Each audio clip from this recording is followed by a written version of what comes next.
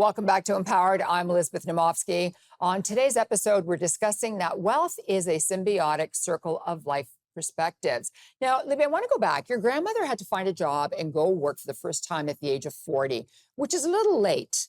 And this was after her son was killed and your grandfather was let go from his job.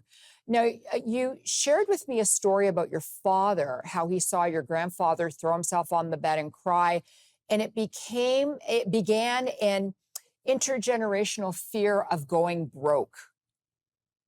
Absolutely. And, my father's recently widowed, and I had lunch with him yesterday to do his finances.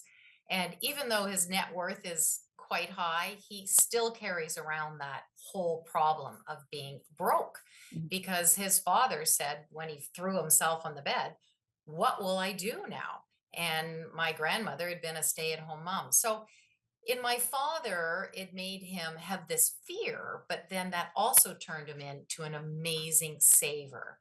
And when I grew up with that, and my parents got divorced when I was a middle tween, and I watched my mother be dependent on a man financially. And after the divorce, pre the family law act, she had to go and get a job. So I remember making this statement to myself at age 26 that I will never be dependent upon a man for money.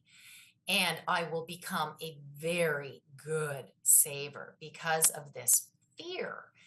And I'm hopeful I haven't passed that on to my children. I try to be open and honest about money.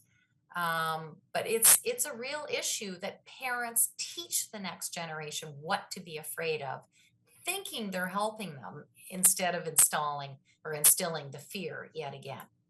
Yeah, I think it's really important. My parents were immigrants. They came to Canada with a suitcase and $125. So I was Wow. taught to save every penny.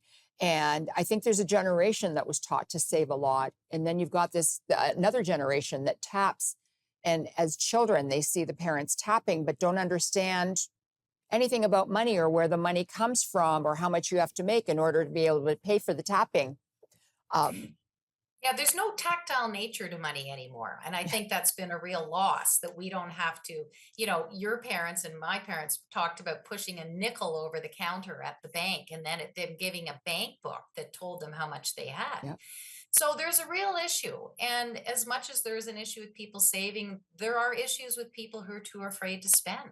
yeah. And there is stigma around having too much money today, and there's stigma around not having enough. So money is something I really encourage people to talk about in their families about what does it represent to you, and that it is a tool. It's not a live human being. Yes.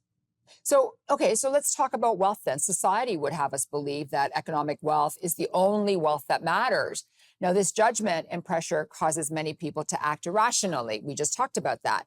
Take unnecessary risks with their money, do illegal things for money, and then take on unmanageable debt. Tell us your personal story. Yeah, I mean, through friends and some of my own experiences, we've had the spouse do things with money that we were completely unaware of until it was too late, and things that put me into much greater debt. Mhm. And when I found out about it, not only was I in shock about the amount of money, because when you're married, you both owe that money back, Yeah. but it was the violation of the trust that we had as spouses and a family that was so frightening, and what else that person might be doing. And so we call this financial infidelity. And it goes far deeper than just money being spent or money being invested in something without the other person knowing. It is that lack of transparency and trust. And that I am seeing more and more of because society says it's so important to be worth a lot of money.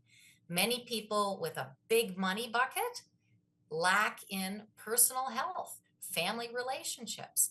And so that's when I talk about the symbiotic circle of perspectives, in that we need, as humans, spiritual health, physical health, access to good health care. We need challenge health. Like Elizabeth, you have goals that you want to do, and Yep. every human being does. So, when we come back, we're going to delve a little bit further into this because I think you've touched upon a lot of really interesting points, especially with the financial infidelity as well. So, please don't go away. We will be right back with more.